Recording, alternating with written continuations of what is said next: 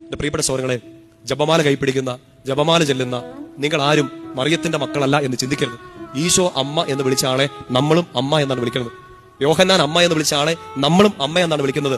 എവിടെയോ മരിച്ച കുഞ്ഞുങ്ങളുടെ അമ്മയായിട്ട് റാഹേൽ അറിയപ്പെട്ടെങ്കിൽ ആ റാഹേലും മറിയവും തമ്മിൽ കണക്ഷൻ ഉണ്ടെങ്കിൽ ഇന്ന് നമ്മൾ നമ്മുടെ അപ്പന്റെ അമ്മയുടെ മക്കളാണ്. പക്ഷേ നമുക്ക് വേണ്ടി കരയാൻ നമുക്കൊരമ്മയുണ്ട്. ആ അമ്മയുടെ പേര് മറിയം എന്നാണ്. ജെറമ്യാ 31 ഇങ്ങനെ ഒരു വചനം പറഞ്ഞ് അത് അവസാനിപ്പിക്കുന്നുണ്ട്. റാഹേലെ, നിന്റെ കരച്ചിൽ നീ നിർത്തുക, നിന്റെ കണ്ണുനീരിന് ഉത്തരം കിട്ടും, നിന്റെ കുഞ്ഞുങ്ങൾ തിരിച്ചു വരും.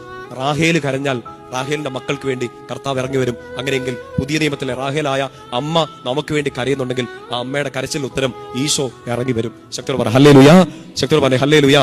ഒറ്റ കാര്യം ആവശ്യപ്പെടുന്നുള്ളൂ, അവൻ പറയുന്നത് പോലെ ചെയ്യുക. അതൊരു തീരുമാനമായിട്ട് എടുക്കുക. ജീവിതം മരുഭൂമിയിൽ എത്തിച്ചാലും ഷെഖേമിൽ എത്തിച്ചാലും, ജീവിതം ചീത്ത രീതിയിൽ പോയാലും ഏറ്റവും ഉയർന്ന രീതിയിൽ പോയാലും ഞാൻ എന്റെ കർത്താവ് പറയുന്നത് അനുസരിക്കും. എന്റെ പ്രിയപ്പെട്ട സഹോദരങ്ങളെ,